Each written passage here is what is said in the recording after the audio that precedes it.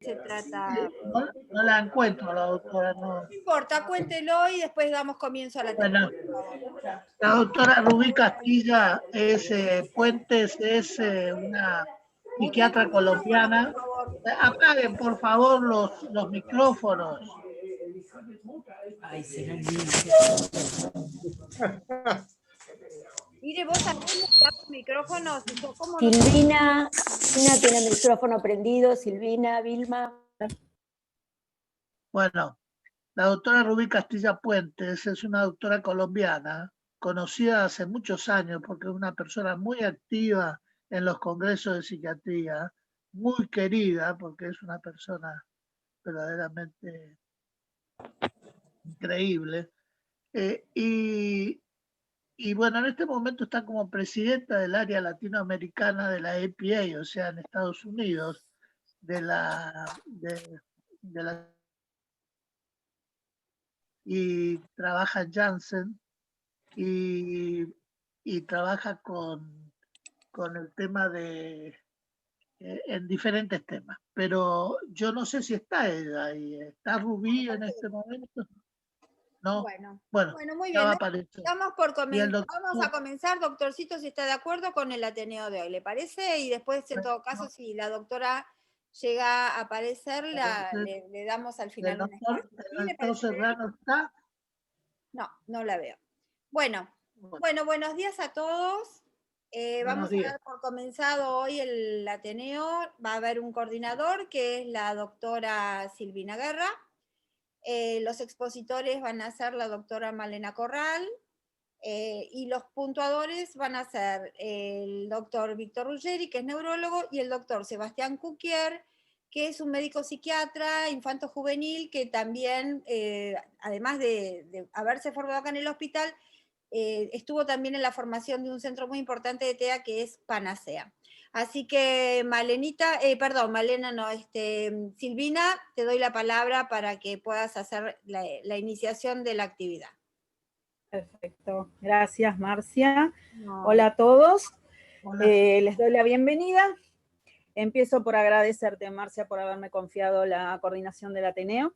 Un placer. El Ateneo se titula Go Out desde MIT para Argentina, mejorando la detección temprana de trastornos del desarrollo.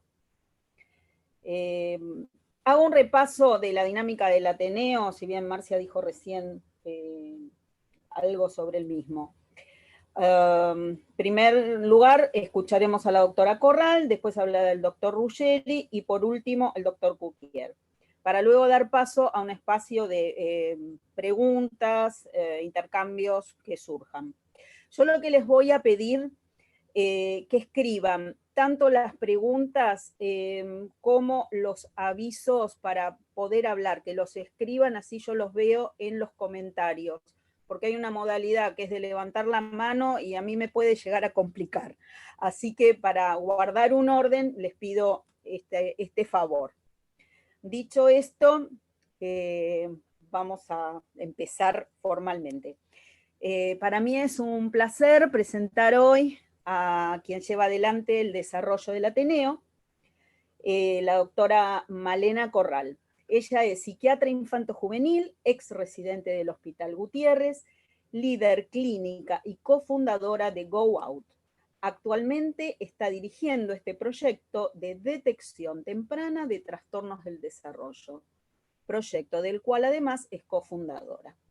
La doctora Corral está viviendo en Boston, que ya lo estábamos hablando, y está haciendo este trabajo desde Estados Unidos para Argentina. Doctora Corral, te escuchamos. Muchas gracias, Silvina. Bueno, les voy a compartir la presentación que tengo. A ver si se ve. ¿Están viendo ahora? Sí, perfecto, Male. Bien. Bueno, como les contábamos, voy a tratar de ver si puedo achicar esto. Como les contaba hace un rato, estoy viviendo en Estados Unidos por cuestiones familiares, y hace un poco más de un año por mi experiencia como psiquiatra infanto-juvenil en Buenos Aires. Yo trabajé ahí en el Hospital Gutiérrez y trabajé también en consultorio privado, trabajé para una de las prepagas más grandes de Argentina, y llegaba muy frecuentemente a mi consultorio pacientes, sobre todo con autismo, pero también con otros trastornos del desarrollo, diagnosticados muy tardíamente, y siempre era una conversación muy típica en casa de por qué pasa esto, por qué no se diagnostica antes, deberíamos encontrar alguna solución para esto. Entonces fue ahí donde empezamos a generar la idea de trabajar con la detección precoz del autismo. Todo empezó para tratar de ayudar a los chicos a ingresar al sistema de salud más tempranamente, exclusivamente en autismo, pero después fuimos ampliando y ahora nos dedicamos a trastornos del desarrollo en general. A todos les habrá pasado también esto en el consultorio, imagino, de que vengan chicos bastante grandes. Yo he tenido chicos de 7, 8 años recientemente diagnosticados. Bueno, por ejemplo, este es el caso de una nena que se llama Lucila, que tiene 15 meses, que parecía un desarrollo normal. Ella se mudó de país, estuvo más o menos 6 meses en un país, en su país natal. En ese país obviamente tuvo los controles pediátricos pertinentes. Cuando se mudó al segundo país también tuvo sus controles pediátricos, y hasta el momento nunca les había surgido ninguna inquietud, ni a los padres ni a los pediatras. Cuando nosotros empezamos a probar Go Out, le hicimos nuestra evaluación y detectamos que tenía un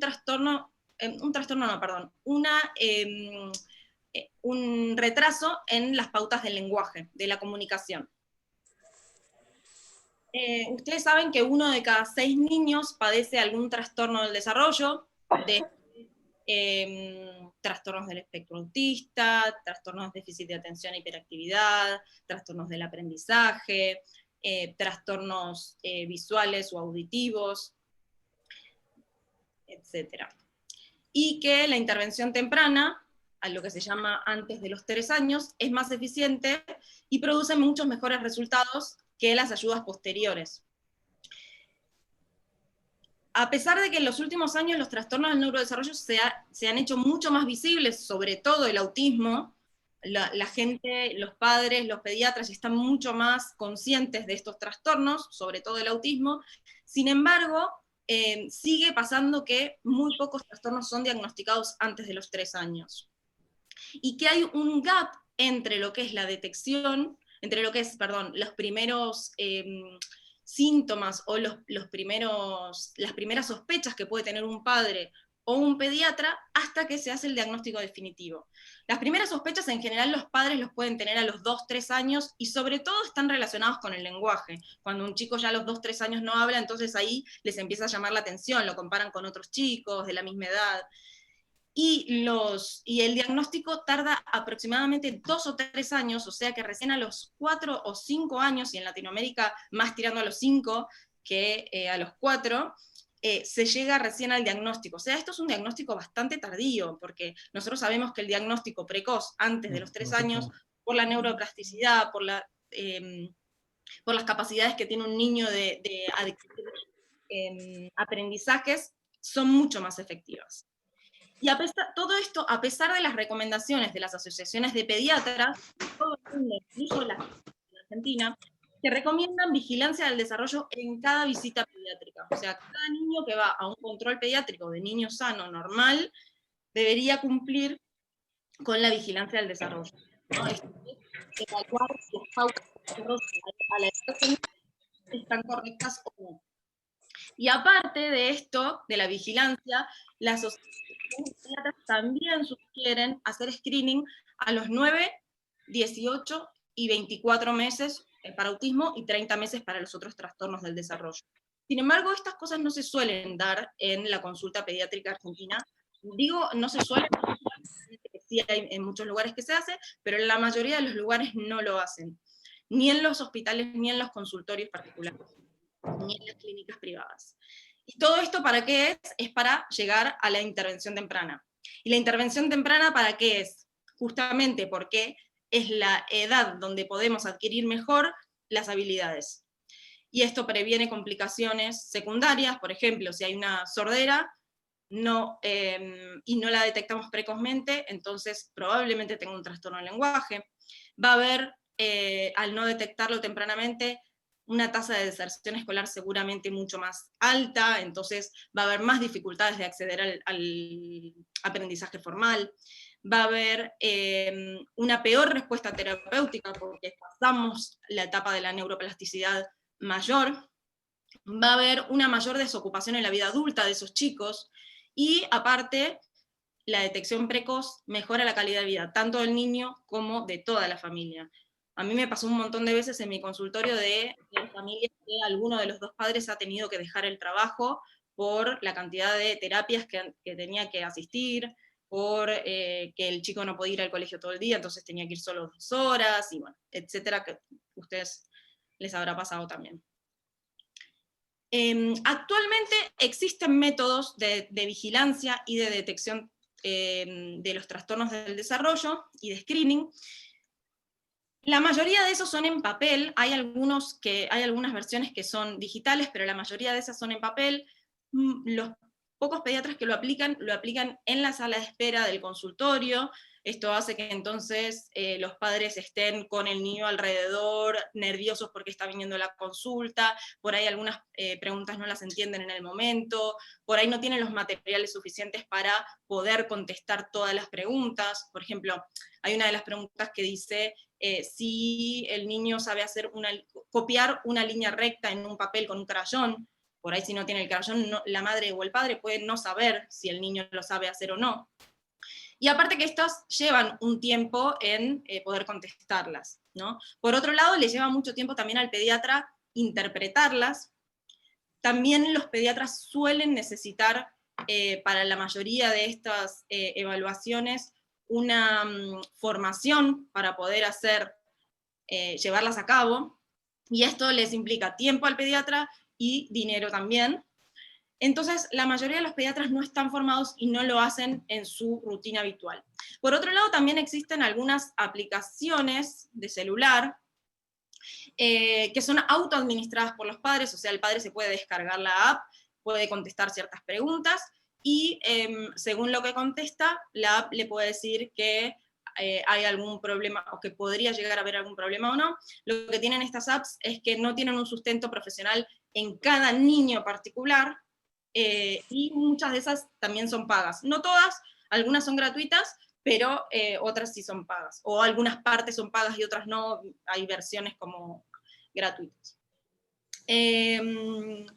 Bueno, entonces, nosotros para tratar de solucionar este problema que veíamos, venimos trabajando hace ya un año, desde la primavera del año anterior, gracias a que una fundación de MIT nos ayuda con alguna parte de mentoreo y alguna cuestión económica básica, pero la verdad que es una ayuda bastante grande para nosotros, en donde empezamos a evaluar estas necesidades que ya las veníamos evaluando desde hace unos meses atrás.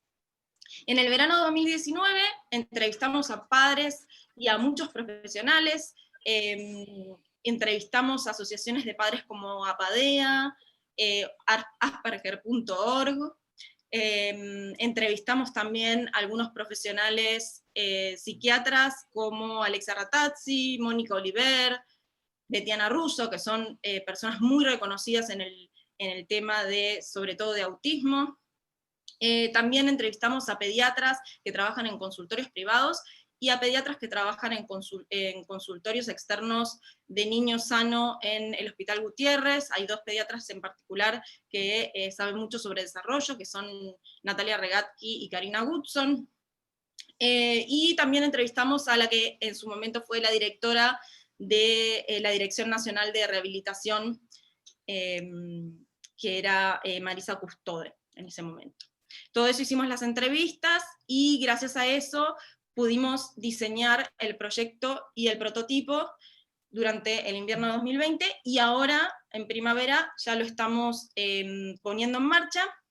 Hace menos de un mes que lo tenemos en marcha, fue desde el 2 de octubre, así que hace muy poquito tiempo, y estamos trabajando con 4 pediatras, y esperamos evaluar aproximadamente 300 niños hasta diciembre, aunque lo podríamos extender también un poco debido a las razones obvias de COVID, y como ya saben.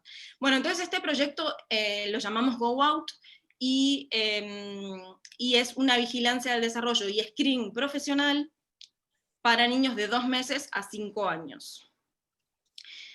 Y el objetivo es hacer más fácil la detección de los trastornos del desarrollo, y la idea es que el pediatra indica la evaluación, siempre es a través del pediatra. Se hace la evaluación online, que la pueden hacer los padres desde un dispositivo electrónico, la computadora.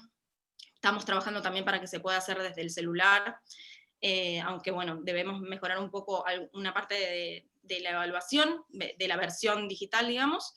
Y el padre completa esta evaluación, y después, con toda la información que nos da, armamos nosotros un informe de desarrollo que va a ser enviado al pediatra, y el pediatra es quien va a discutir en la consulta con el padre los resultados de esa evaluación. ¿En qué consiste la evaluación? Va a tener una primera parte que es una anamnesis, donde vamos a armar la historia clínica. Varias de estas preguntas están basadas en la guía del seguimiento del desarrollo infantil en la práctica pediátrica, y también muchas preguntas que los pediatras no suelen hacer en la consulta, pero que sí son importantes para el desarrollo de los niños, sobre todo el desarrollo emocional, que muchas veces lo dejan afuera. Por otro lado, hacemos la vigilancia del desarrollo propiamente dicha, que es un cuestionario que nos basamos también en la guía del desarrollo para el seguimiento infantil en la práctica pediátrica de Argentina, y en los indicadores del CDC de Estados Unidos. Con esta información nosotros decidimos si el niño debe pasar screening, ¿sí? Si detectamos alguna alerta en la anamnesis o en la vigilancia, el niño pasa screening, y realiza el MCHAT o el ASQ de acuerdo a qué fue lo que le dio mal. Y si tanto la anamnesis como la vigilancia del desarrollo le dieron bien, pero corresponde por la edad 9, 18, 24 o 30 meses hacerle screening, eso se hace a todos los niños aunque no tengan ninguna sospecha, en ese caso también se hace. Y con toda esta información hacemos el informe. El informe va a contener el resumen de toda la información anterior, va a tener recomendaciones para el pediatra. Muchas veces lo que nos decían los pediatras cuando hicimos las entrevistas en el verano era que a veces ellos notaban algo, pero no sabían muy bien, por ejemplo, qué hacer o a quién derivarlos. Entonces nosotros les damos esas recomendaciones. Y después, aparte, también tiene recomendaciones para los padres, tiene algunas actividades que nosotros recomendamos para que hagan en su casa, actividades muy sencillas, como puede ser leer un cuento diariamente, mostrarle ilustraciones del cuento, ese tipo de actividades que favorecen tanto el vínculo como el desarrollo en las distintas áreas. Y después también tiene la posibilidad de entrar a cada una de las respuestas de la evaluación, a la anamnesis, a la vigilancia y al screening, y ver exactamente en dónde estuvo el fallo.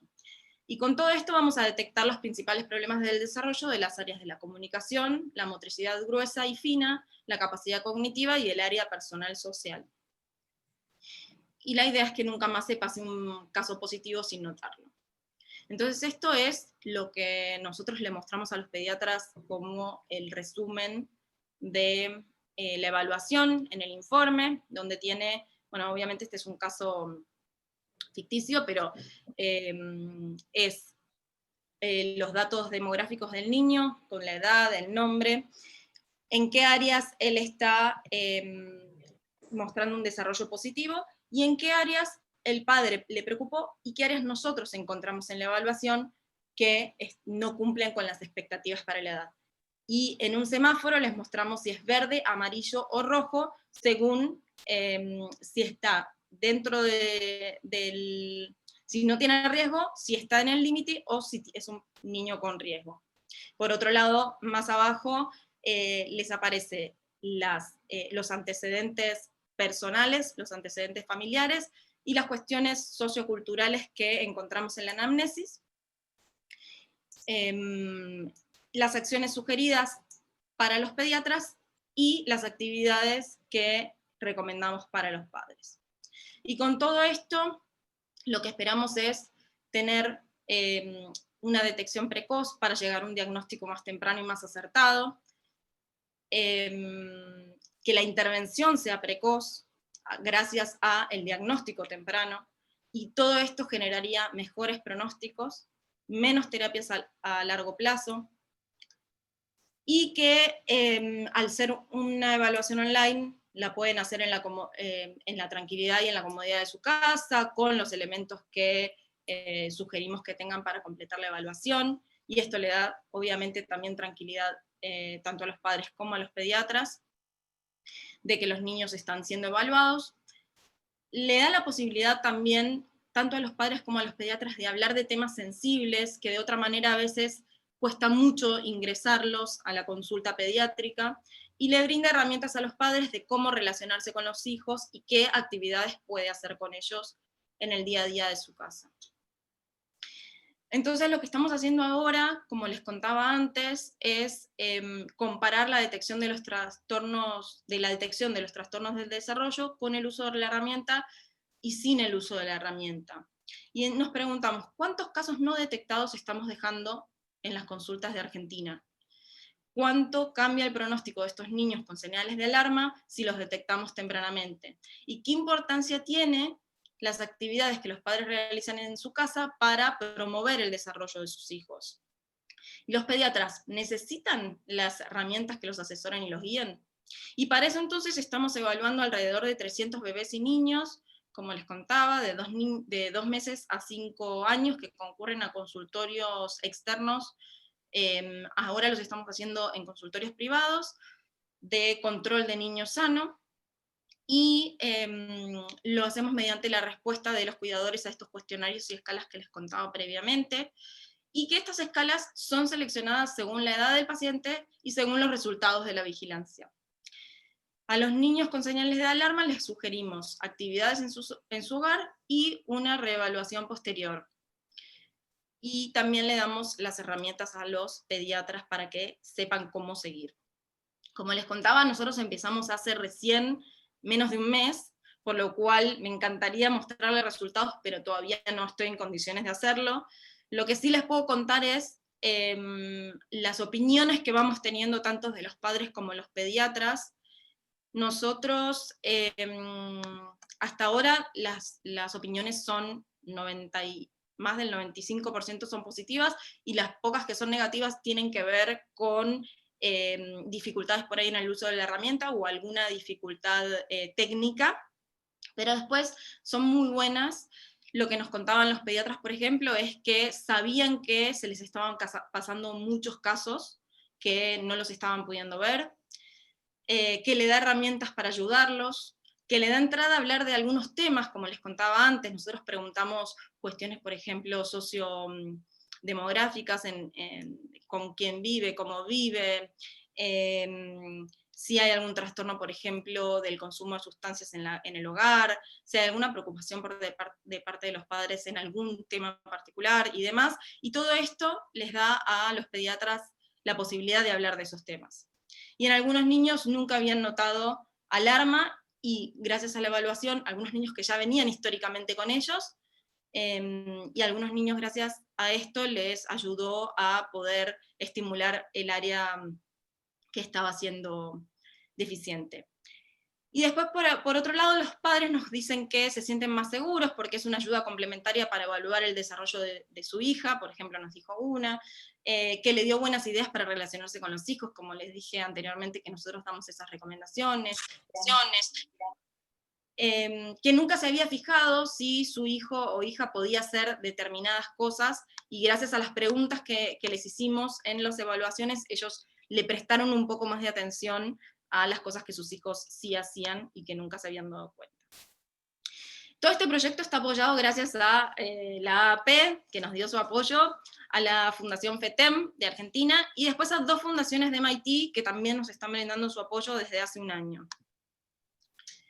Ay, perdón. Esto era lo que yo estaba mostrando.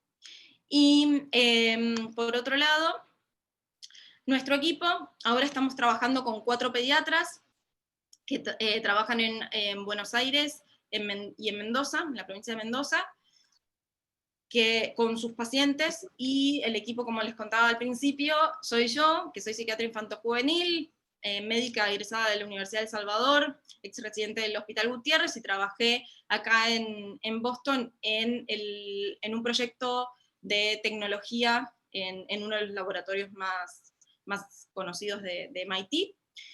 Y Martín Panelati, que es ingeniero industrial y ahora está haciendo el MBA en MIT. Así que bueno, esa es mi presentación. Muchas gracias por escucharme. No sé si, Silvina, las preguntas son al final, ¿verdad? Sí, al final. Super. Muchas gracias, Malena. No. Bueno, ahora escucharemos al doctor Ruggeri. El doctor es un reconocidísimo médico neurólogo infantil, miembro del Comité de Educación de la Academia Iberoamericana de Neurología Pediátrica, miembro del Comité Científico de la Fundación Garrahan, director del Diplomado Internacional en Autismo, Universidad de Belgrano y Universidad de Burgos, en España. Doctor, lo escuchamos.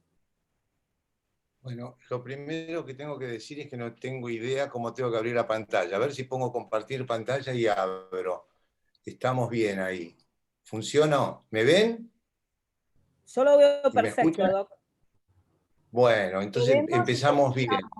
Pero pudiste poner Ahora, entonces, lo que voy a hacer es, antes de abrir, porque tengo una pequeñísima presentación, pero antes de abrir, ¿podría hacerle dos o tres preguntas a Malena que me interesan para mi chart, para mis puntuaciones? Por supuesto.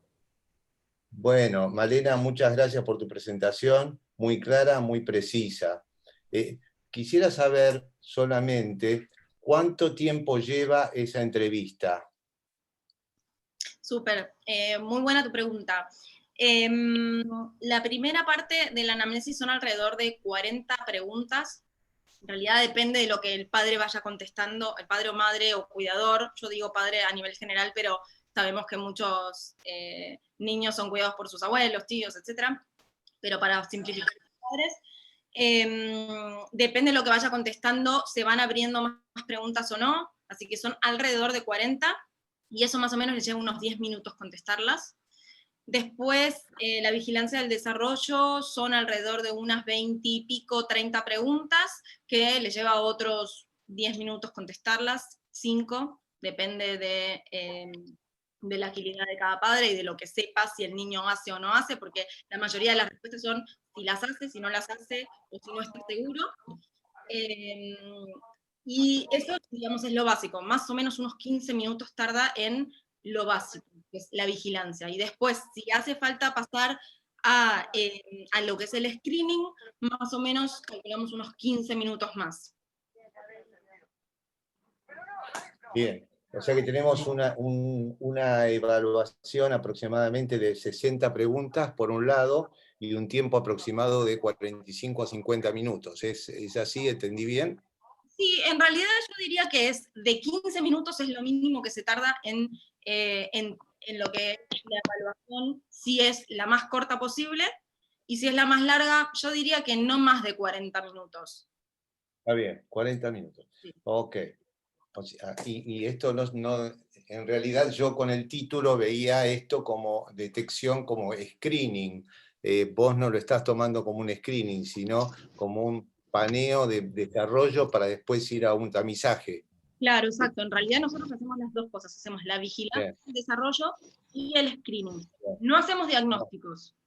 No, está claro, está claro. Bueno, bien, yo creo que está clarísimo y está bueno. Yo voy a intentar abrir ahora mi pequeño PowerPoint, si es que logro ingresar a mi PowerPoint, y Dios dirá. Espérenme un segundo, ténganme paciencia. A ver, y entro. Ahí lo intento abrir, pero no se abre, como me pasa habitualmente. Me tienen un poquito de paciencia, no me tienen con nada. A ver, porque me está saliendo el escritorio, entonces... hay problema, Doc. Ahí Mientras está. tanto, Ahí salió. Bien, pero sí. genial. Pero soy un ídolo absoluto. Bueno, listo. Bueno, a Perfecto. ver, en primer lugar, como decía, me alegra esta presentación de Malena porque abre muchos aspectos. Yo no sabía exactamente qué iba a preparar, así que estaba out and go, pero vamos a hacer un touch and go entonces. Entonces vamos a ver si puedo analizar un poco fuera de esta situación clara que nos contaba Malena respecto de la vigilancia del desarrollo. Quisiera hacer un primer comentario. Yo creo que el desarrollo debe ser conocido muy bien por todo pediatra. Ser pediatra y no conocer el desarrollo es como ser geriatra y no conocer las complicaciones de las personas mayores, y creo que ese es un primer paso que debe jerarquizarse, independientemente que pueda haber pediatras del desarrollo que nos puedan acompañar y puedan ayudar. Y lo mismo para el psiquiatra infantil. El psiquiatra infanto-juvenil tiene una formación muy grande, porque tiene en general formación pediátrica o formación directamente psiquiátrica, pero conoce el desarrollo típico, con lo cual estos son puntos importantes. Después, por otra parte, aquel pediatra que no toma el desarrollo adecuadamente no está haciendo el desarrollo típico, no está haciendo lo que corresponde dentro del desarrollo, digamos, el análisis o la expertise que tiene que desarrollar y analizar el pediatra. Ahora bien, supongamos que esto no, digamos, no lo hace el pediatra. Entonces, yo pensaba, como hablábamos de screening, digo, bueno, ¿qué es lo que se está haciendo en screening habitualmente? ¿Y qué sería un screening? O sea, ¿qué son las pruebas de tamizaje? En definitiva, las pruebas de tamizaje o cribado son instrumentos, en definitiva, de pesquisa para detectar, como decía allí, individuos con desviaciones en el desarrollo típico, cuando hablamos de neurodesarrollo, por ejemplo, ¿no es cierto? Y en definitiva también, como dice Wilson ya en el 68, a través de la Organización Mundial de la Salud, esto nos permite ver en enfermedades o defectos, reconocer desviaciones del desarrollo, o al revés, reconocer desviaciones del desarrollo y posteriormente enviarlos a los especialistas. Este es un punto muy importante, porque esta primera etapa pediátrica podría estar detectada también, un poco con lo que dice Malena, a través del conocimiento de personas que incluso no sean pediatras. Por eso me llama la atención que tengan que ser pediatras los que tengan que recibir esta información, pero está bien el concepto de que sea así.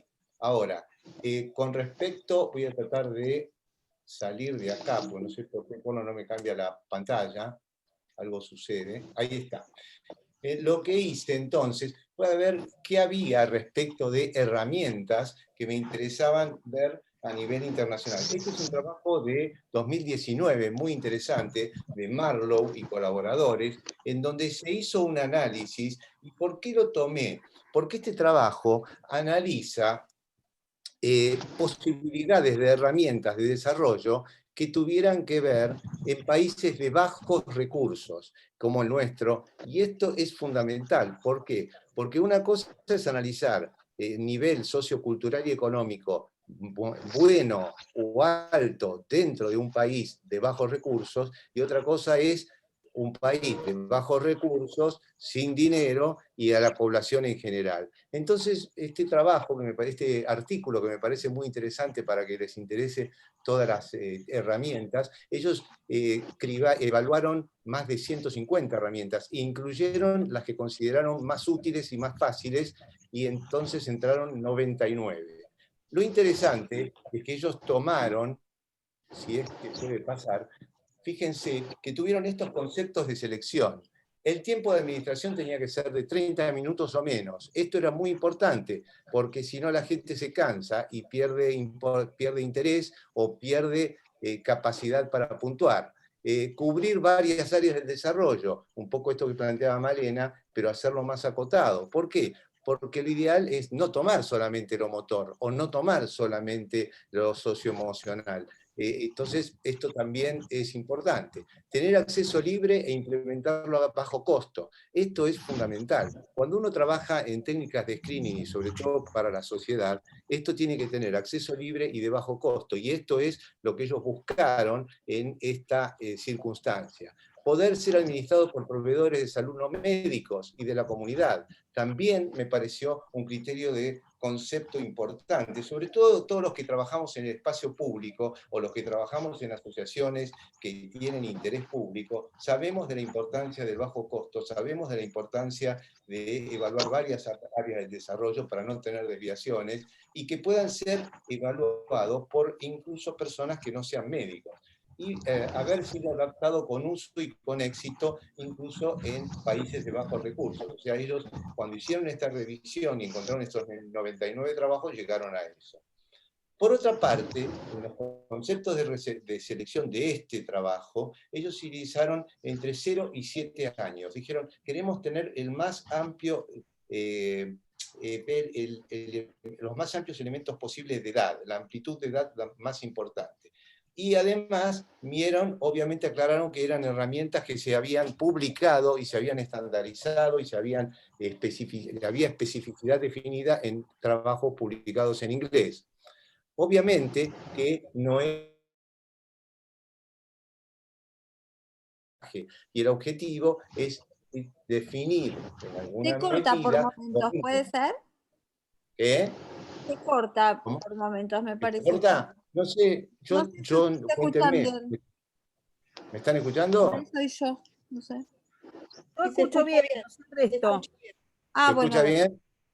Bueno, entonces es Marcia. Yo escucho bien. Bien, gracias. Sigamos. Entonces, es importantísimo esto de que se den el mayor espectro de desarrollo posible, porque es muy importante, porque ya que le voy a tomar tiempo, le tengo que tomar el tiempo en todos los aspectos. Y obviamente el dominio tiene que tener por lo menos 4 aspectos, como puede ser el dominio del rango, la edad, el formato, las puntuaciones, etc. Bueno, en ese aspecto yo saqué y analicé qué había en Sudamérica respecto de herramientas gratuitas y fáciles. Y fíjense que acá tiene el GMCD, que está ahí aclarado abajo, que fue utilizado en Sudamérica y que no tiene más de 30 minutos, que es libre y que tiene 7 ítems de evaluación. O sea que es muy interesante. Y por otra parte tenemos también otro que es en Brasil, que también son técnicas de screening. Quiero aclarar que aquí lo que tomé son, y lo que quiere decir acá arriba, son técnicas de screening de países justificadas en países de bajos recursos. Esto es fundamental porque esto nos serviría a nosotros como análisis, ¿no es cierto? Nos serviría a nosotros como país y además, como dice allí, tienen acceso gratuito. Esto es muy importante. Pocos ítems, acceso gratuito y ya desarrollado. Para seguir y no tomar más tiempo, también podemos tomarlo en América, en Argentina específicamente, tenemos el ENCHAT, y el ENCHAT también fue, obviamente que en Argentina ya está estandarizado y se está usando, y tenemos varias. No quise entrar específicamente en autismo y no agarré todo el listado de autismo, porque me parecía que no era solo de autismo, sino de neurodesarrollo, según el resumen. Bueno, y esto ya lo conocen todos, en mi chat lo conocen, así que no voy a tocar mucho más el tema. Me parece que esto es la idea para mí del concepto de detección temprana y de screening.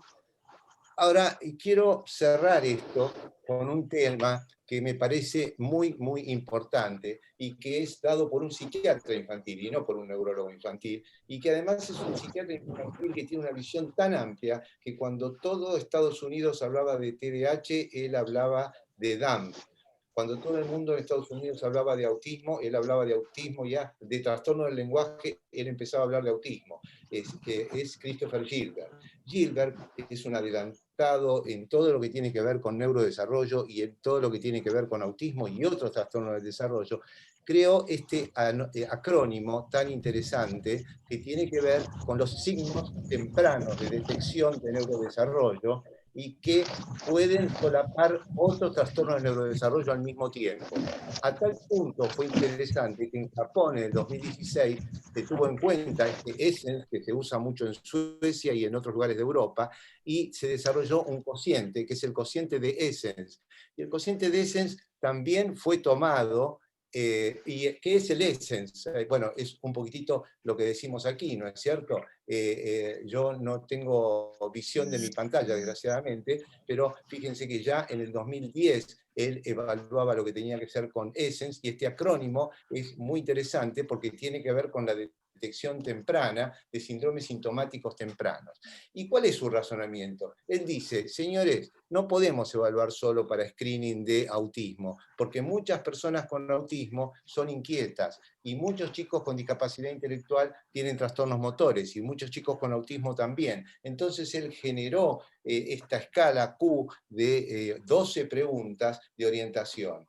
¿Por qué digo esto? Porque yo creo que si nosotros empezamos a hacer una visión respecto de Essence, vamos a tener una visión mucho más amplia del neurodesarrollo en todo, y detectando en algún niño que, por ejemplo, estamos pensando que tiene autismo, que también tiene retardo del lenguaje, que también tenga torpeza motora, que también tenga déficit de atención. Y todo eso a través de este screening que yo les contaba, que creo que les puse por allí el tiempo de tomado, que son aproximadamente 20 minutos. No está acá, pero son aproximadamente 20 minutos. Y ahí está la cita para lo que les interese. Entonces, es muy importante tener en cuenta, y es muy importante para mí, y esto es para cerrar, tener en cuenta algo que me tocó hablar hace una semana en el CNS, en el Congreso del Child Neurology Society. Hubo una discusión también en relación a los países de bajos recursos. Y entonces, el planteo que llevamos gente de Argentina, de El Salvador, de Uruguay y de Paraguay fue, señores, tenemos que reconocer primero el desarrollo típico, y el planteo es, en alguna medida, en nuestra opinión, puede decir, bueno, a ver, tenemos pautas como el CDC, como bien nombró Malena. El CDC nos da pautas muy, muy precisas de distintas edades, y a veces incluso las tenemos incluso con dibujos, e incluso tenemos videos y los queremos poner en salas de atención pediátrica. Pero supongamos que hablamos de los lugares más lejanos y más pobres. Bueno, pongamos las pautas de desarrollo en las paredes de la sala de espera, y si son lugares en donde el médico es generalista, podemos poner las pautas también con el médico para que tenga que saber lo que tiene que preguntar. Porque en definitiva, la situación es saber qué es lo típico y saber cuándo hay desviaciones, y entonces saber si tiene que preguntar.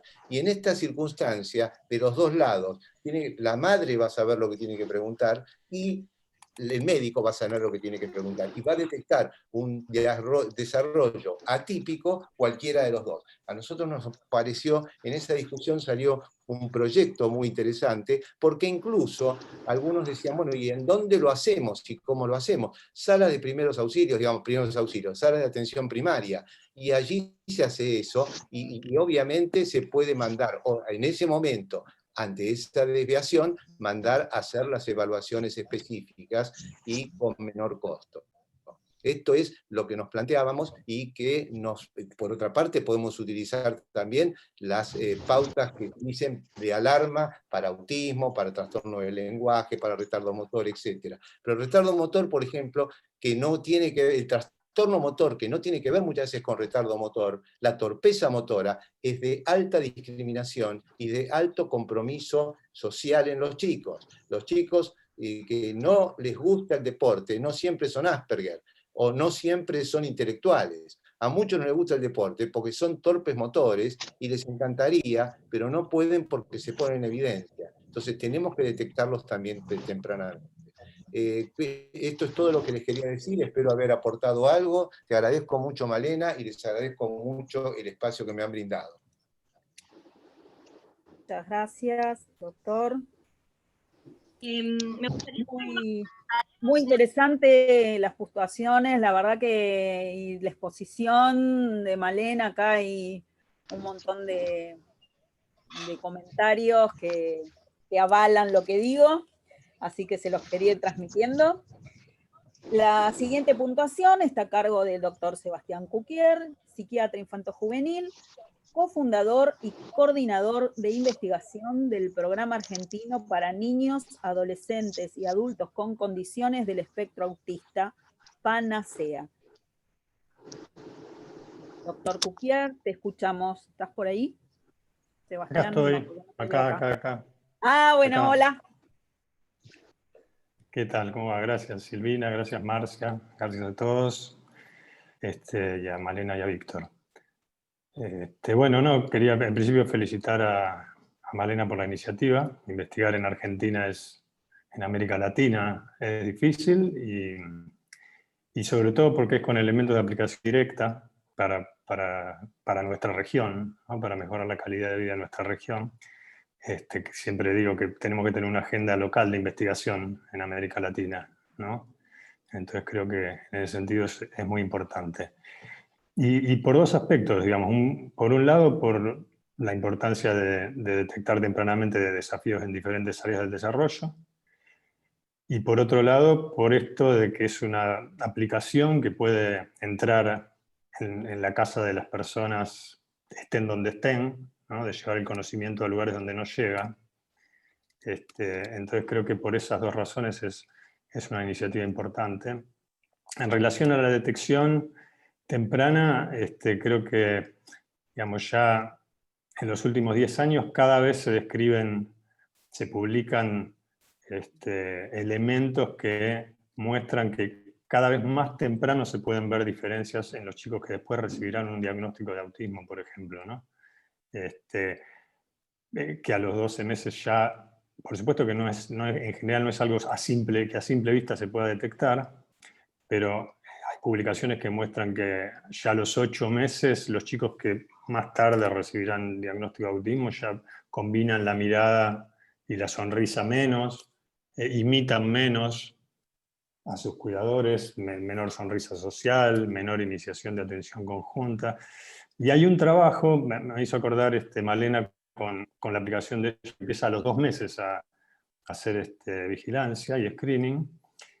Hay un trabajo muy interesante de hace un par de años de un investigador que se llama Amy Kling, por ahí muchos lo conocen, ese trabajo, que después año a año fue publicando nuevas cosas en relación a eso. Pero es un trabajo que está hecho con eye tracking, que es un dispositivo que permite ver dónde está mirando alguien en una pantalla. Se pone ahí abajo de la computadora y te permite ver dónde está mirando, por ejemplo, en un video la persona. Ahora se considera muy caro para investigar, ahora es muy barato porque se usa para los jueguitos electrónicos, para ver dónde mira el personaje, dónde mira uno. Pero en su momento fue muy notoria la primera investigación de Amy Kling que la hizo con adultos y permitía ver en adultos típicos versus adultos con autismo a dónde miraban, ¿no? En una escena, por ejemplo, esa creo que usaba una película creo que era quien ama a Virginia Woolf, y había 3 personajes y miraban dónde miraba en esa escena los adultos típicos y dónde miraban los adultos con autismo. Los adultos típicos en general miraban todos el espacio de interacción entre esas 3 personas que estaban ahí, y a los ojos de los personajes, y los adultos con autismo y adolescentes miraban sin un patrón demasiado común, cada uno lo suyo, y muy poco las áreas sociales y el espacio de intercambio entre las personas. Lo que hizo ahora hace poquito Amy Kling es hacer esto con bebés, desde que nacieron hasta los 2 años. Mensualmente iba poniendo a los bebés enfrente de una pantalla donde había una señora haciendo gestos maternales, digamos, da, du, así, y se fijaba cuánto tiempo miraban a los ojos y a las áreas sociales de la cara los bebés. Y agarró una serie grande de bebés, muchos bebés en riesgo, y lo que vio es que aquellos que 2 años después no recibieron diagnóstico de autismo, miraban más o menos, en el tiempo que duraba ese videito de la mamá, más o menos el 50% del tiempo miraban a los ojos de esta mamá. Mientras que los que después sí recibieron diagnóstico de autismo, alrededor de los 3 años, volvieron para atrás a ver los videos y lo que vieron fue que en algún momento, entre los 2 y los 6 meses, por eso me acordó lo de los 2 meses, entre los 2 y los 6 meses, los chicos que después recibieron diagnóstico de autismo empezaron a ver cada vez menos a los ojos de esta señora en el video. De manera que en algún punto entre esos 2 y 6 meses empezaba a manifestarse esta diferencia en los patrones de mirada y en la preferencia de las áreas sociales de la cara frente a otro tipo de estímulos visuales, ¿no? Entonces, fíjense que esto es importante porque a partir de ahí, si estamos hablando de que el diagnóstico va a llegar a los 3 o 4 años, la información que se pierde, la información social que se está perdiendo, es muy importante. Acordémonos que los chicos, además de aprender sobre las expresiones faciales y las señales de comunicación no verbal al observar a sus cuidadores por tiempos prolongados, aprenden a seguir la mirada. Esa es la famosa atención conjunta triádica espontánea, que lo que hace es, siguiendo la mirada del adulto, le da relevancia y existencia al resto de las cosas, ¿no? Determina qué es importante, qué tiene relevancia y a qué darle existencia de todos los estímulos que recibe a partir de aquello que los padres miran. Entonces, si estamos hablando de que ya entre los 2 y los 6 meses empieza a mirar menos y a seguir menos la mirada, va a perderse un montón de estímulos naturales de desarrollo social y de aprendizaje, que cuando llega el momento del diagnóstico ya los significados compartidos son mucho menos, ¿sí?, que en un chico de desarrollo típico. Entonces creo que, nada, es interesante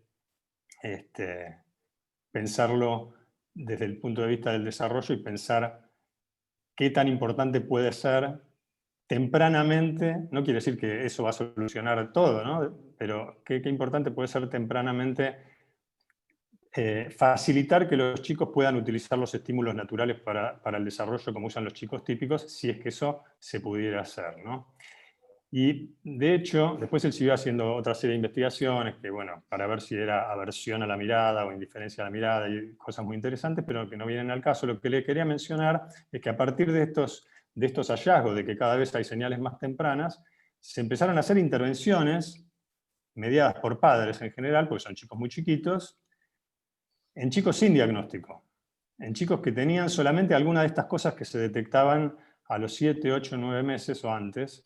Y Jonathan Green, hace un par de años también, hizo un trabajo de intervención mediada por padres en chicos de 9 meses que tenían algunas de estas señales y algunos desafíos que se notaban en el desarrollo a esas edades. Hizo una intervención que duró entre los 9 y los 15 meses, o 9 y 14 meses, mediada por padres, donde se le daban herramientas a los padres para utilizar las rutinas cotidianas para mejorar el tiempo de conexión y la comunicación no verbal, y encontraron resultados, y tenía un grupo control, un estudio controlado, encontraron resultados importantes con evaluador ciego, todo, digamos, metodológicamente bien hecho, y encontraron cambios en los padres a partir de estas herramientas, como disminuir la directividad, digamos, estar más atentos y responder a las señales de los chicos aunque fueran atípicas, más sincronía en la interacción, pero además mejoras en la iniciación de comunicación de los chicos y en la atención. Entonces, digamos, esto creo que habla de la relevancia de lo que la posible relevancia, vamos a ver cómo le da, pero de esto que nos vino a presentar hoy Malena. Y después lo otro que les decía, ¿no? El tema de, pensemos esto que dijo Malena, que también es importante, no solamente una detección temprana de desafíos en el desarrollo, no necesariamente de diagnóstico. Creo que es importante saber que no hace falta llegar a un diagnóstico para intervenir. Si hay un área de desarrollo que tiene desafíos, se puede intervenir sobre esa área, se puede dar herramientas a los padres para estimular esa área en las rutinas cotidianas de la casa, pero eso no solo puede tener efectos en las mejoras que puede haber en los chicos, sino también, que Malena lo mencionó, imagínense un padre que no está entendiendo lo que le está pasando a su hijo, que no sabe leer sus señales, que ve que llora y no sabe cómo calmarlo, que no quiere abrazarlo y no sabe por qué, que no lo mira. Digamos, imagínense la calidad de vida, el deterioro de la calidad de vida en esas circunstancias. Entonces, detectar que estas cosas están pasando, aunque no haya ningún diagnóstico, y poder trabajar con los padres para darles herramientas para relacionarse mejor y comunicarse mejor, a pesar de que no se pueda dar un diagnóstico aún, mejora la calidad de vida de ambos, digamos, de los padres y de los chicos. Y después lo otro, brevemente, creo que ya estoy de tiempo, ¿no? Pero muy breve, creo que esto de llevar el conocimiento a los lugares donde no llega, también es algo que es una idea, en principio, muy importante, y las aplicaciones hoy por hoy son una vía que cada vez está más generalizada, ¿no? Digamos, cada vez hace falta tener menos recursos para tener acceso a un teléfono donde tener la aplicación. no hace falta viajar. Acordémonos, en una investigación de población latinoamericana de 3.000 familias, donde se les preguntó lo que decía Malena, de cuánto pasó entre que los padres tuvieron primeras preocupaciones y que recibieron el diagnóstico. Primeras preocupaciones de alrededor de 22 meses, creo que era, y 59 meses era la edad del diagnóstico.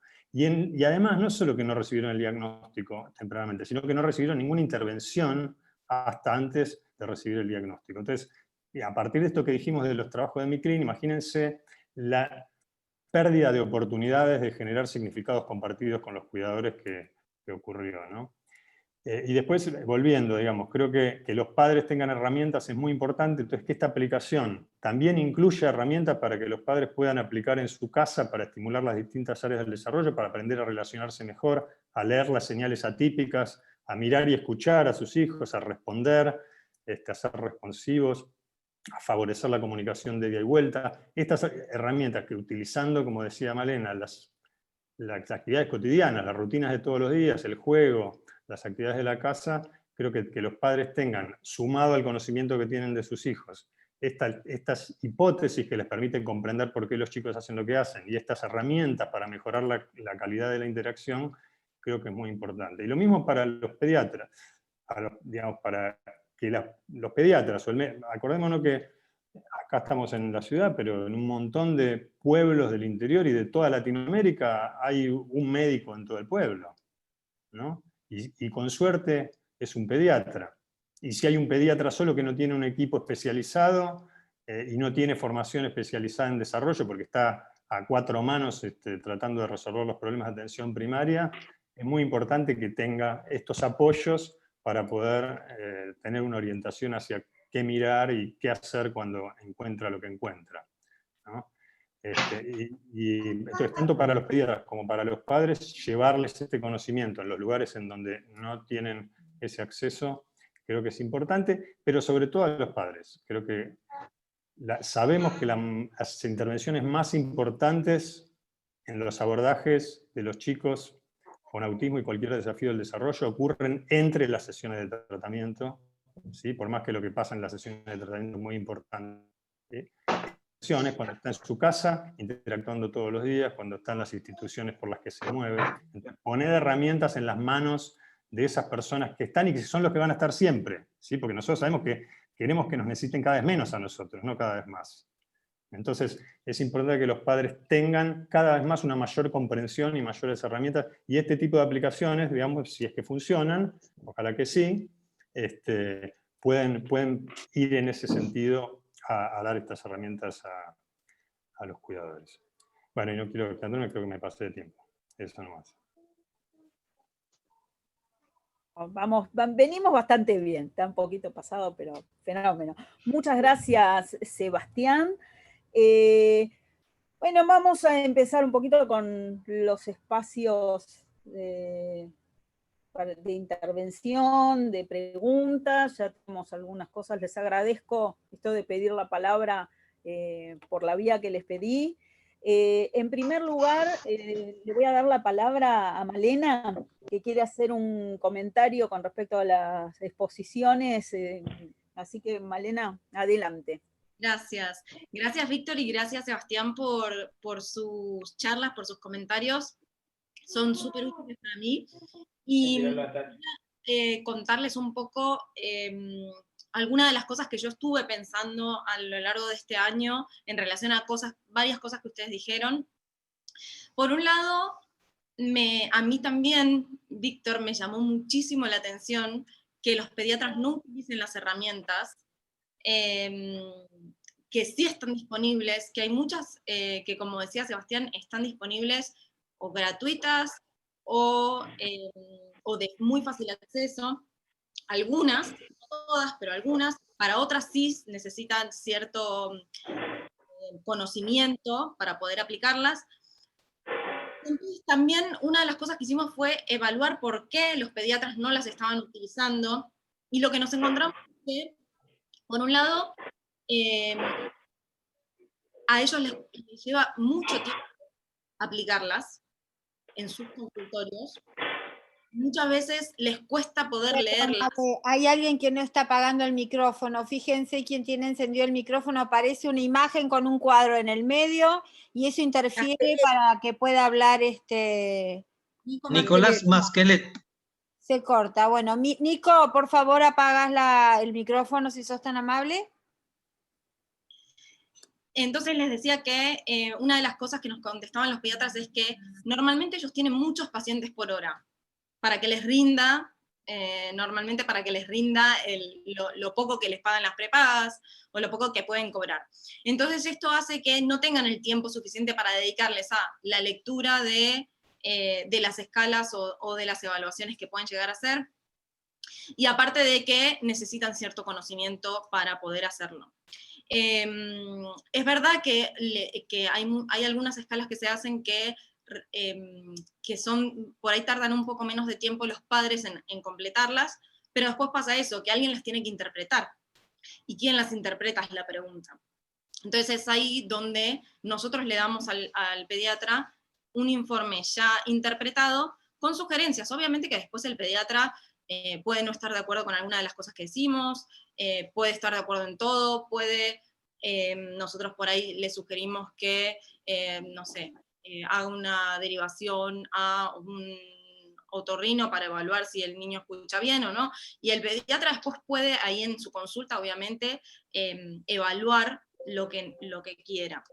Y es verdad que hay algunas escalas como el MCHAT que están estandarizadas, y que se usan, pero la verdad es que se usan muy poco, mucho menos de lo que nosotros pensamos.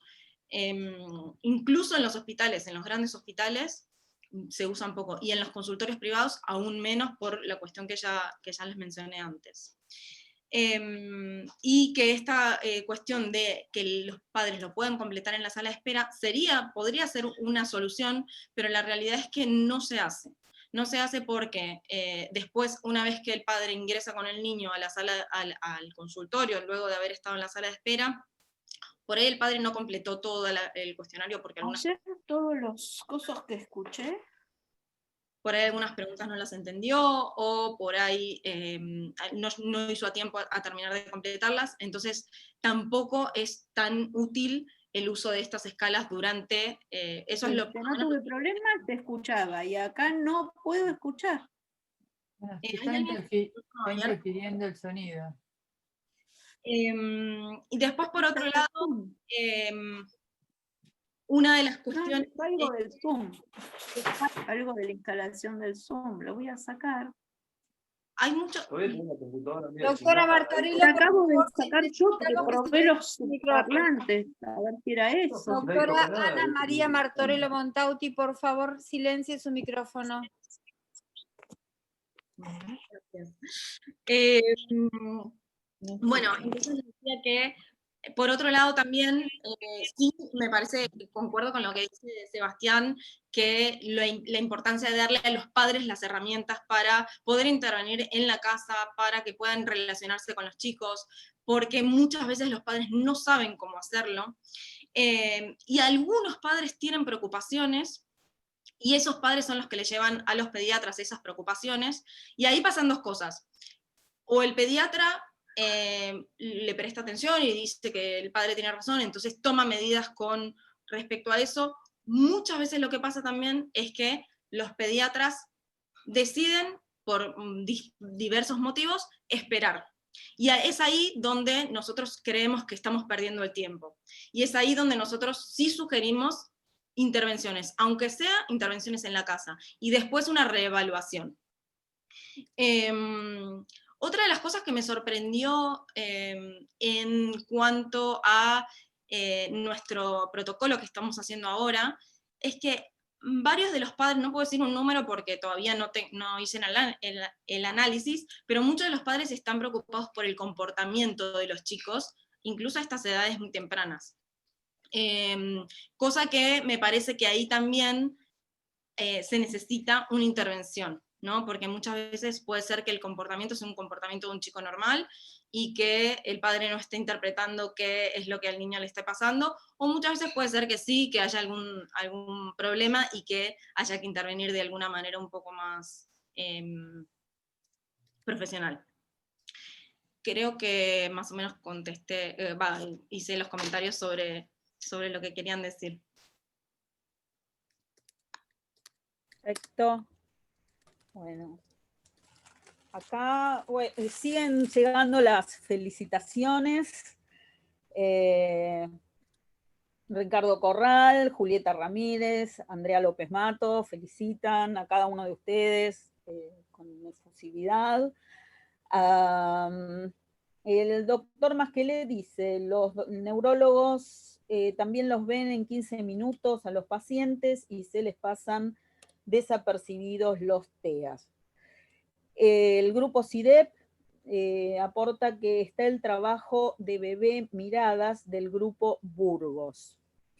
Y pide la palabra, ya hace un rato la pidió, la doctora Arberas. Doctora. Bueno, gracias, muchas gracias. Gracias Malena, gracias Víctor y Sebastián por los aportes. Yo creo que una de las cosas que a mí me moviliza siempre, desde hace muchísimos años, respecto de estas determinaciones o cualquier otra, es tener claro quién está preocupado. Si uno, digamos, después de 35 años de hospital, te diría que en inmensa mayoría de los casos la preocupación surge a partir de los padres, que a veces la vuelcan en sus pediatras y ellos las desoyen y, como vos decías, dicen no, vamos a esperar porque es un varoncito, porque los varones son más vagos, porque nació la hermanita, porque está celoso, porque no sé qué.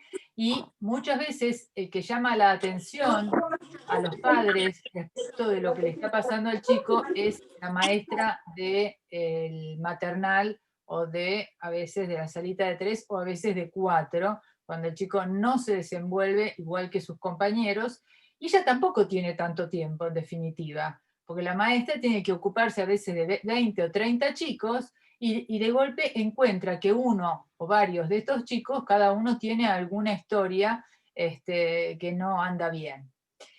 Entonces, tenemos la preocupación de los padres, que muchas veces es desoída, la no preocupación de los profesionales pediatras, que debieran tener como parte de su screening, y esas son las cosas que hemos perdido como poder los profesionales. Digamos, yo no acepto una consulta genética que dure menos de 1 hora, 1 hora y media, porque en menos de ese tiempo yo no puedo tener una precisión, ni siquiera un esbozo de precisión respecto de cómo es lo que está pasando con un chico. Los pediatras debieran exigir a los que les pagan la consulta, sean los padres, las prestadoras o los hospitales, que la consulta debiera ser mucho más larga como para poder incluir eso que debe saber, aunque les dé miedo, aunque los tenga lejanos. Digamos, el chico no puede ser evaluado en el medio de una crisis de asma o en el medio de un catarro o una otitis. El niño debe venir en estado de salud también al pediatra a hacer una evaluación de su estado verdaderamente de salud como para poder... Y la otra preocupación, digamos, si no son los padres, si no son los profesionales, en todo caso las autoridades debieran tener la preocupación de hacer el screening correspondiente, o sea, de tener a su población screenada.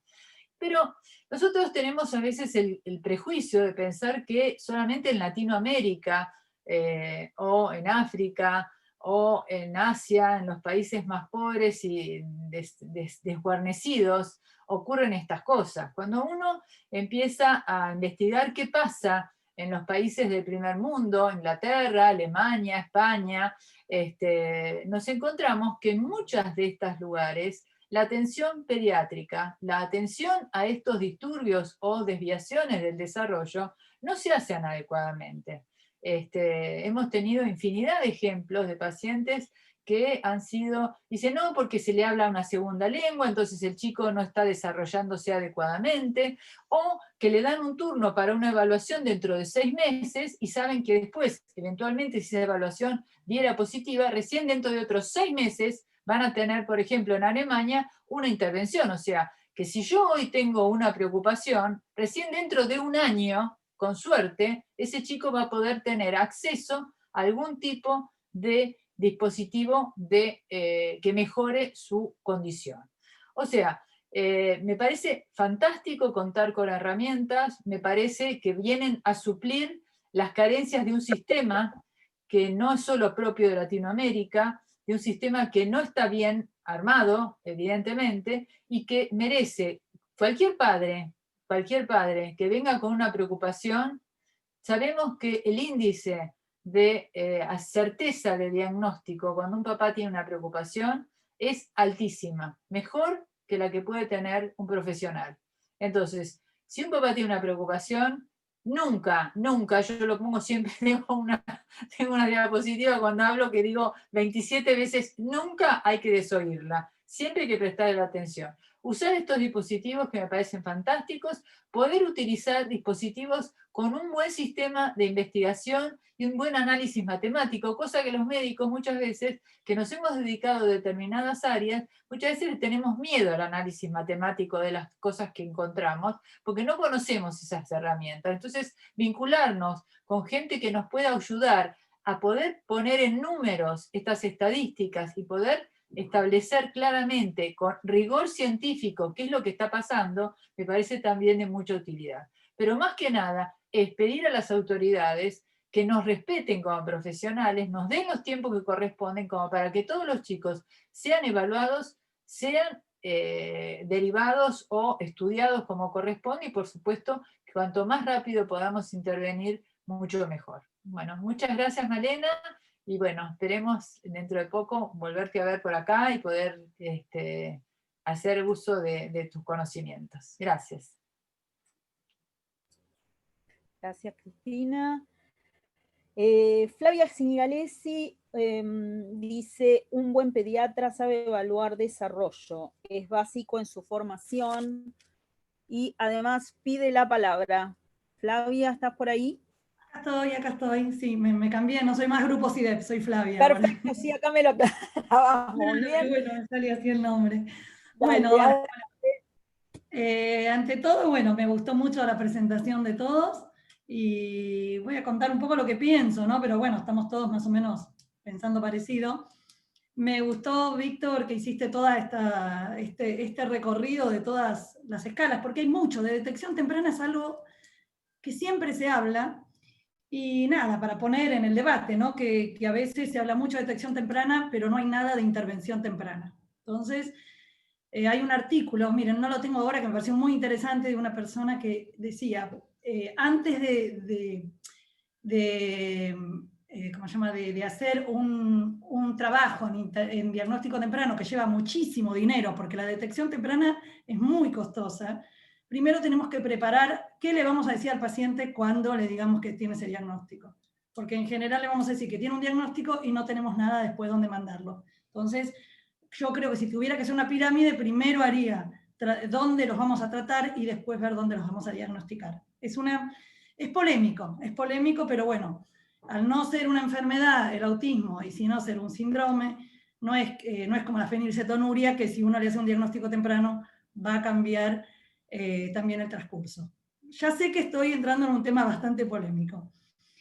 Por otro lado, bueno, no sé qué pasa, no puedo yo decir, realmente no hay trabajos donde diga intervención temprana va a cambiar la calidad de vida a muy largo plazo. Hay pocos trabajos donde se demuestre que intervención temprana cambia calidad de vida. También polémico. Por otro lado, la intervención yo creo que la hace el terapeuta y la generaliza el papá. Esto es un dato que me parece muy importante, porque estamos viendo intervenciones basadas en los padres y yo creo que la intervención es del profesional y el padre acompaña. Bueno, y después por otro lado, como decía Víctor, ¿no? El buen pediatra sabe de desarrollo. En general en la formación yo soy pediatra, tenemos formación en desarrollo, pero bueno, estamos en un problema, yo creo que más que nada del sistema de salud, que no es del pediatra como médico, el sistema de salud donde se le paga muy poquito al pediatra, donde tiene que hacer un montón de protocolos, un protocolo de 45 minutos yo lo haría como más corto, porque ya tiene que hacer millones de protocolos que le están cayendo.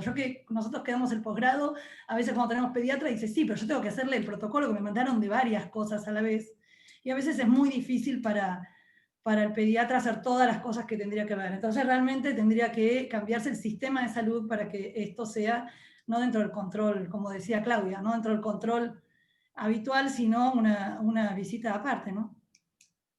Bueno, eso es todo. Gracias, Flavia. Pide la palabra el doctor Ruggeri. Adelante, Víctor.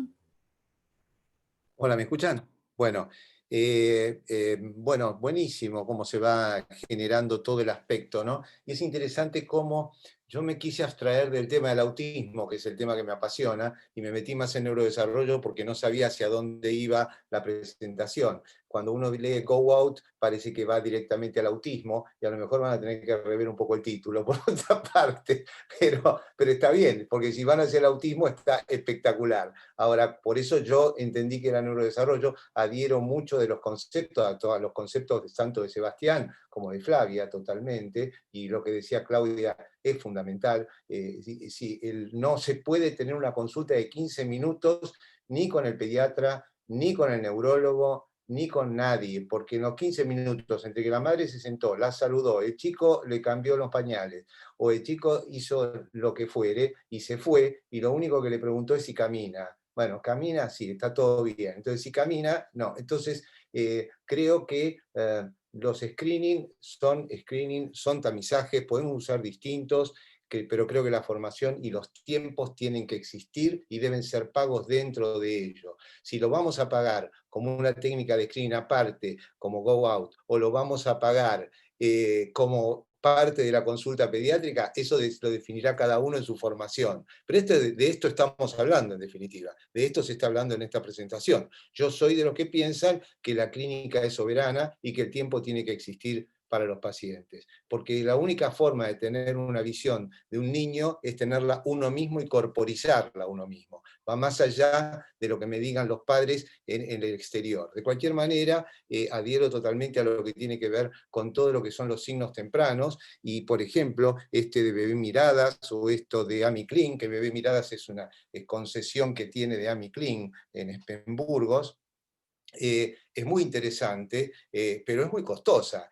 Y entonces uno se pregunta, ¿tenemos que estar haciendo eso? Pero sí me sirve de investigación y adhiero totalmente a lo que comentaba Sebastián, ¿no? Porque en realidad uno está viendo tempranamente desviaciones de la mirada, etc. Pero es importante saber que toda esa investigación nos está mostrando que el neurodesarrollo temprano es atípico en, por ejemplo, el autismo. Totalmente de acuerdo. Ahora, cuando viene la exigencia social, y ahí tenemos que estar atentos los padres, los pediatras, y por eso son interesantes las técnicas de screening o conocer el desarrollo típico. Finalmente, Masquelet, todo lo que hace en 15 minutos, sea neurólogo, pediatra, psiquiatra, está mal. O sea que claro que se nos van a poder, el desarrollo se va a ir, doctor Masquelet. Coincido con usted. El tiempo tiene que ser largo y muchas veces el que necesita la familia cuando estamos hablando de infanto juvenil, ¿no es cierto? Bueno, no, prometo no meterme más porque creo que hay muchas cosas más. Gracias. Perfecto, Víctor. Pide la palabra Marcia. Marcia, ¿estás por ahí? Hola. Bueno, estoy escuchando todas las exposiciones. Lo único que no escuché nombrar en todas las exposiciones es quizás el hospital emblemático en relación a todo el tema de TEA y de la patología grave, que es el Tobar García. Nosotros en el Tobar García tenemos un servicio que es de hospital de día, pero inclusive tanto consultores externos como lo que es internación hoy por hoy, trabaja específicamente con patología severa y dentro de las patologías severas con el trastorno del espectro autista. El hospital tuvo un movimiento interesante porque es bastante ecléctico, hoy por hoy tuvo sus momentos, pero lo que se está trabajando muy bien en hospital de día en este momento es todo lo que se refiere al diagnóstico diferencial.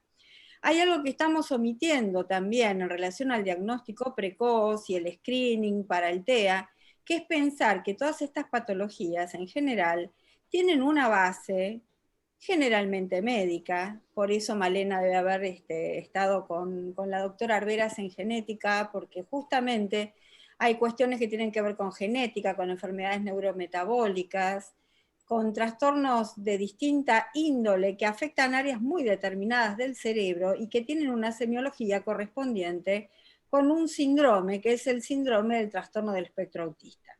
En el Hospital Tobar García hay hospital de día, de turno mañana y turno tarde, donde en su mayoría hay pacientes con estas características, donde se trabaja en forma interdisciplinar, y esto lo menciono porque lo que escuché a lo largo de la charla era como que el gobierno que no tiene, que no se hace, que Latinoamérica, y la verdad es que es un hospital modelo, donde si bien no hay un cupo para gran cantidad de pacientes, cada vez los profesionales que se han formado en forma integral en todas las áreas médicas, psicológicas, fonoaudiológicas, psicopedagógicas, rehabilitación y demás, pueden ofrecer un menú terapéutico a este tipo de pacientes con una cantidad de años determinado, donde el objetivo fundamental es reinsertarlos en el aspecto social y poder lograr que estos chicos puedan ir por lo menos a una escuela, que puedan integrarse con la familia, trabajar con los padres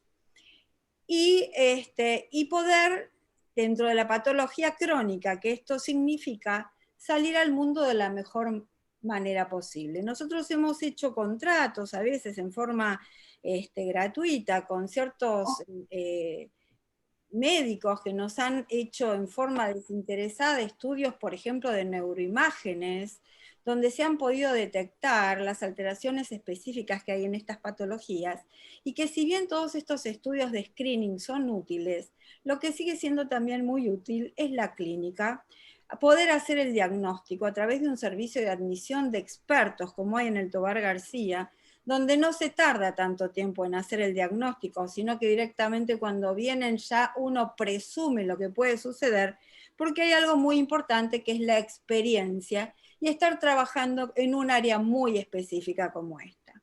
Entonces realmente quiero reivindicar el valor de los profesionales que trabajan en esta institución, una institución creada específicamente para chicos que padecen problemas mentales y que la verdad que cada vez trabajan mejor, que tienen más en cuenta lo holístico, lo integrativo, el rol que puede cumplir cada profesional en cada aspecto sufriente de cada uno de estos chicos y de estos padres, y poder reinsertarlos de la mejor manera posible. Eso es todo.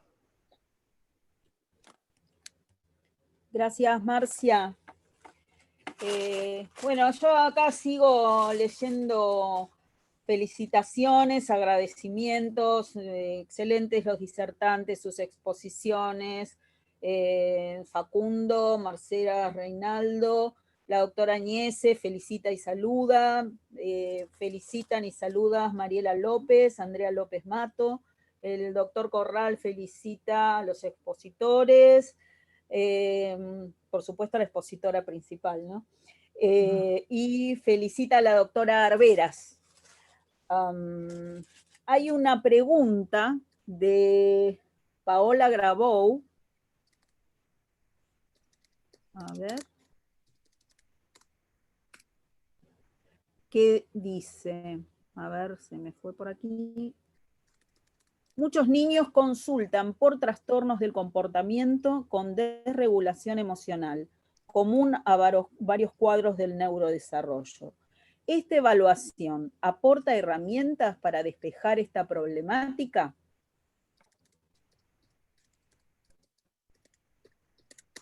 Bueno, gracias. Gracias por la pregunta. Adelante, Malena. Sí.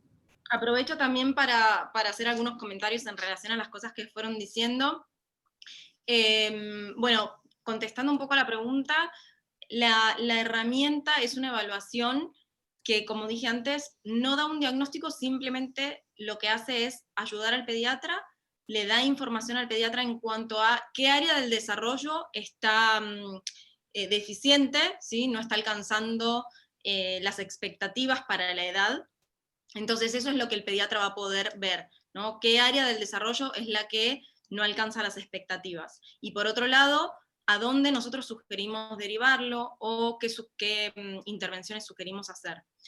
Coincido con Flavia y con Víctor en que necesitamos saber qué hacer cuando tenemos cualquier trastorno o cualquier deficiencia en alguna de las áreas. Yo creo, por lo menos esto es lo que yo pienso a nivel personal, es siempre hay algo para hacer.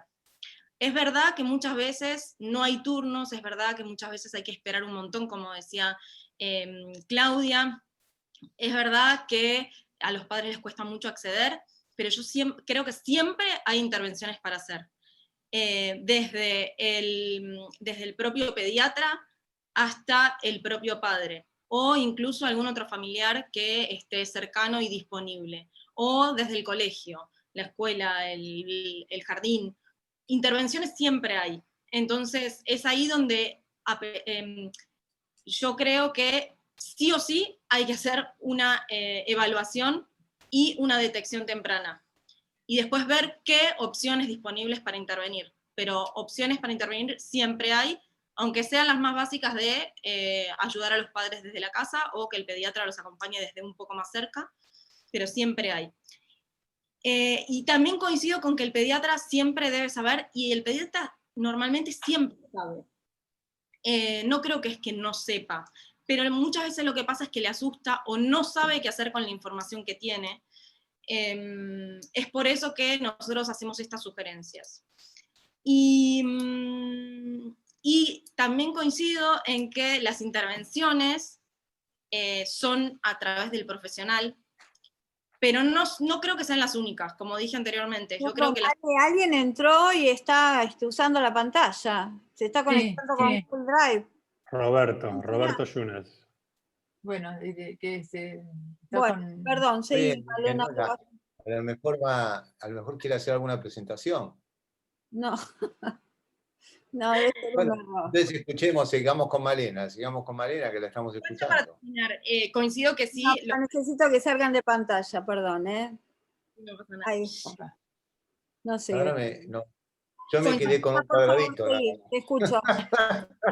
No, igual cierro diciendo esto, que coincido con que las intervenciones de los profesionales son las que van a cumplir con ciertos objetivos y las que van a tener mayor peso en el pronóstico de los chicos, pero sí creo que los padres igualmente son los que pasan mayor parte del tiempo, y sobre todo en esta época de COVID, son los que pasan mayor tiempo con los chicos y que tienen un poder muy grande en la intervención. Por lo menos yo lo que hacía mucho ahora no estoy atendiendo en consultorio, pero cuando vivía en Argentina y atendía en consultorio, una de las cosas que siempre recomendaba es el tiempo de calidad con los padres con los chicos. Eso me parece que el vínculo padre-hijo ayuda un montón en todos los aspectos. Solo eso.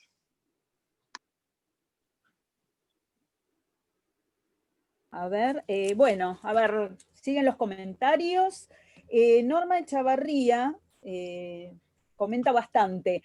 Acá lo que decía hace un rato es que el problema es que muchos dan respuestas en vez de hacer preguntas.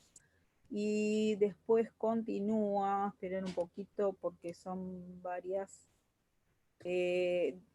Dice también que creo que, como dije al principio, debemos de trabajar utilizando estadísticas, no escapar a los datos y ser algo más ingeniosos, con más escucha, pero no descartar las mediciones.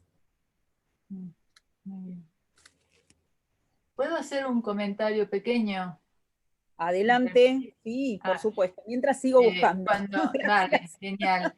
Marcia, eso, cuando yo hablaba de los tiempos y de las calidades, obviamente que de ninguna manera me olvidaba del Tobar García, todo lo contrario. Ustedes tienen la capacidad de diagnóstico, de observación y además de intervención, cosa que en ningún otro instituto público debiera, digamos, los hospitales generales de agudos, ya sean pediátricos o generales, están para los diagnósticos, pero no tienen dispositivos de intervención, o si los tienen, son muy acotados, a diferencia de ustedes, que justamente a través de sus hospitales de día, del jardín de infantes que ustedes tienen montado en el hospital Tobar García, obviamente hacen una actividad increíble. Cuando yo me refería a 6 meses para un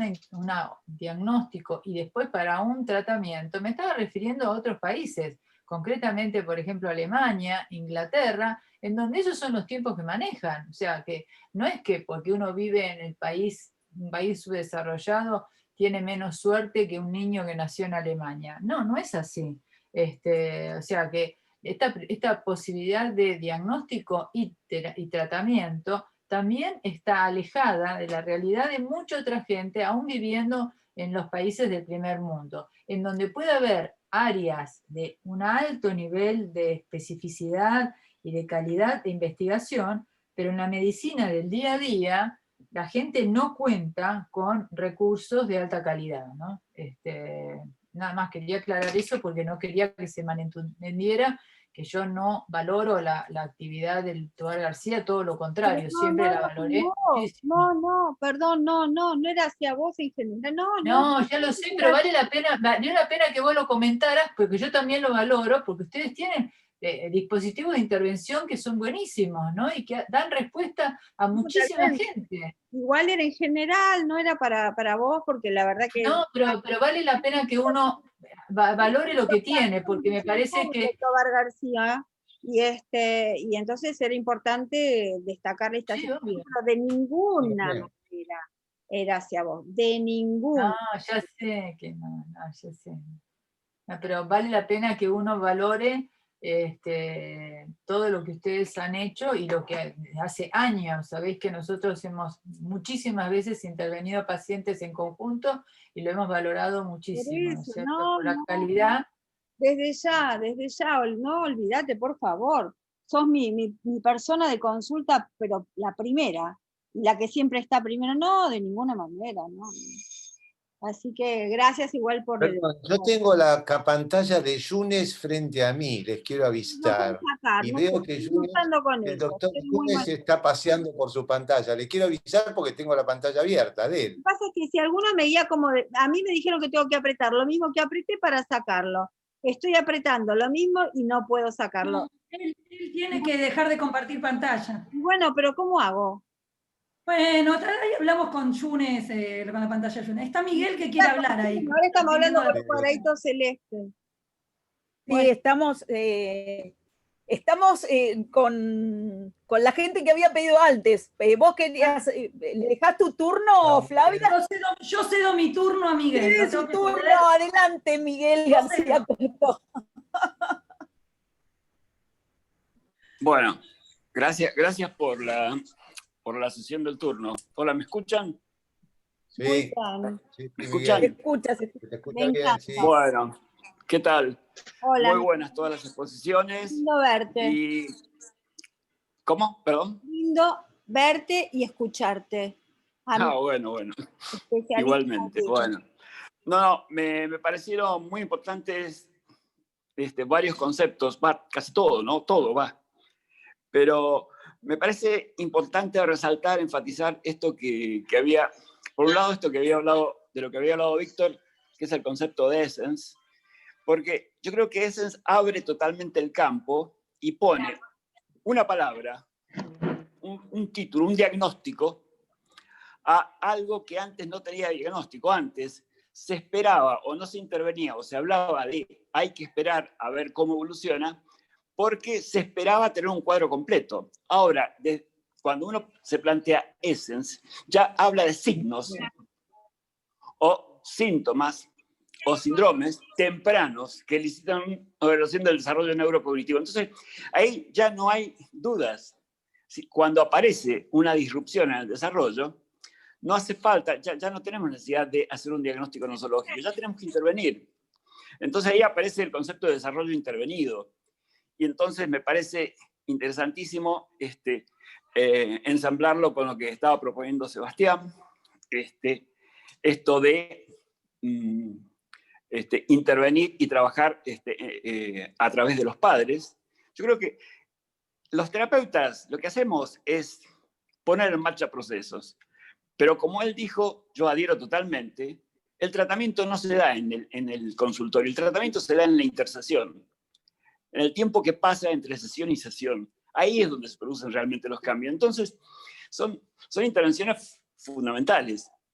Y me pareció muy interesante esto que citaste también, Sebastián, este estudio que se está haciendo con chicos ya desde los 2 meses, y cómo, sobre todo ese en donde se explora a chicos hermanos de chicos con autismo, es decir, que son chicos de riesgo, y cómo se ve que a los 2 meses son chicos que ven y mantienen la mirada, qué sé yo, exactamente como todos, y entre los 4 y los 6 meses empiezan a perderlo. Cómo ahí se produce como la primera regresión en estos estudios que citabas de Amy Klein y otros.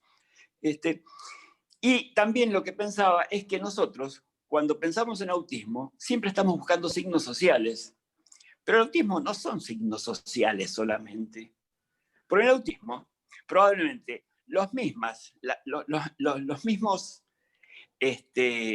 trastornos que producen dificultades en la reciprocidad social, es decir, en el sostén de la interacción social, también producen, también actúan en el desempeño individual. Es decir, lo fundamental en el autismo, ¿qué es? La dificultad en la regulación. Autismo, si queremos, podemos verlos hasta como una disautonomía adaptativa, que no es solamente social, no es solamente teoría de la mente.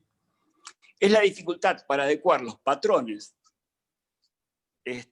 cognitivos, los esquemas cognitivos que tenemos, a los desafíos de la vida diaria. Entonces no es solamente social.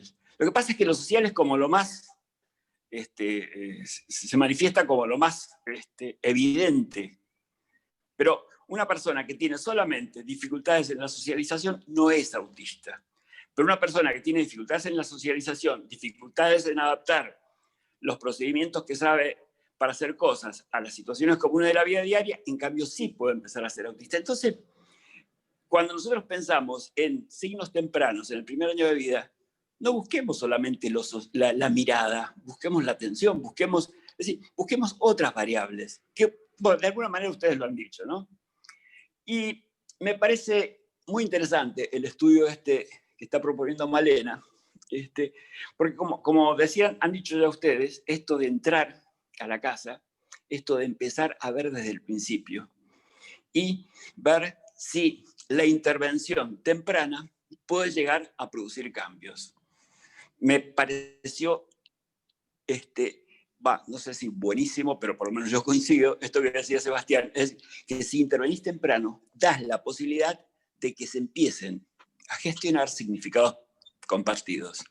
Y si nosotros pensamos en el autismo como una dificultad en los códigos comunes, en la generación de una teoría de códigos comunes implícita, entonces yo creo que son posibilidades que se abren. Lo que pasa es que, bueno, todavía no tenemos evidencia de que la intervención temprana dé sus frutos. Pero si no da sus frutos es porque probablemente no estamos dando en el clavo, no estamos dando en el punto en donde sería interesante intervenir, para que tal vez esa teoría de códigos comunes se pueda llegar a dar, esa capacidad para regular se pueda llegar a dar, esa capacidad tal vez para incluir contexto se pueda llegar a dar.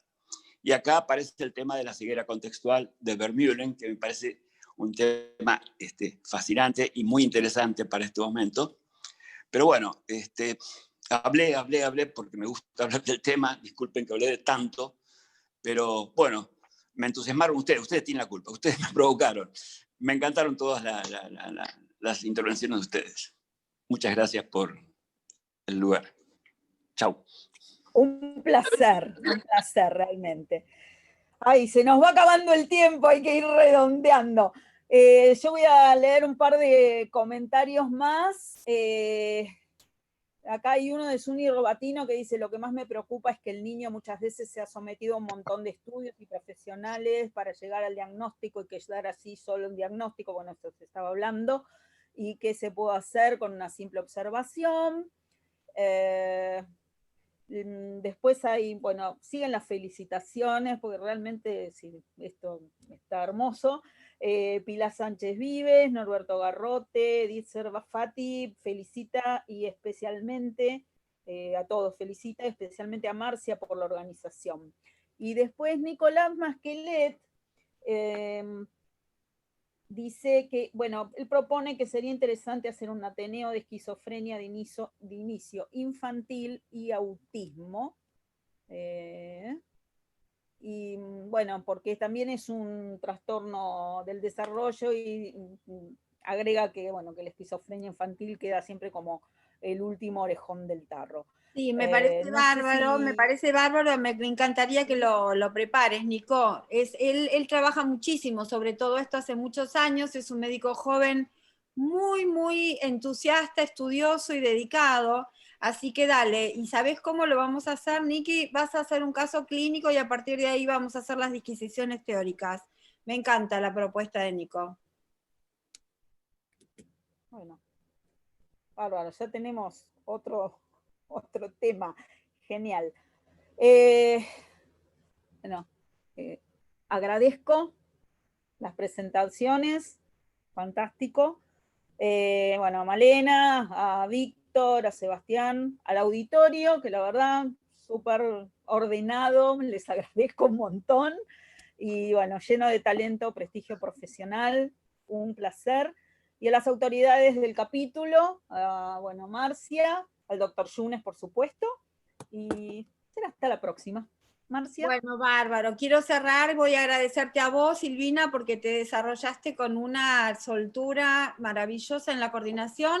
A Malena, también otra médica joven con un ímpetu increíble.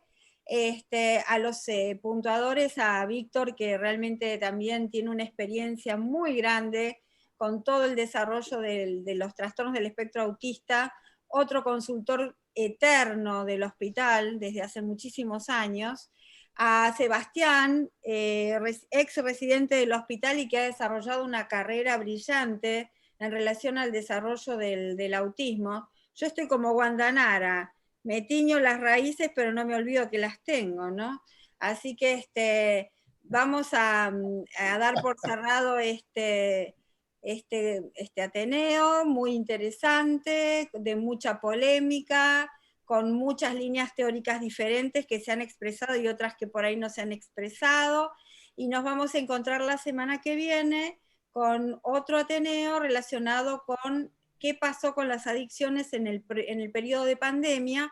Va a ser una conferencia que la va a dar Geraldine Peronace, así seguimos con la excelencia de estos Ateneos que realmente se destacan por la brillantez absoluta. Gracias a todos, nos estamos viendo. Muchas gracias, Male. Nos estamos viendo nuevamente el jueves que viene. Muchas gracias. Hasta el jueves.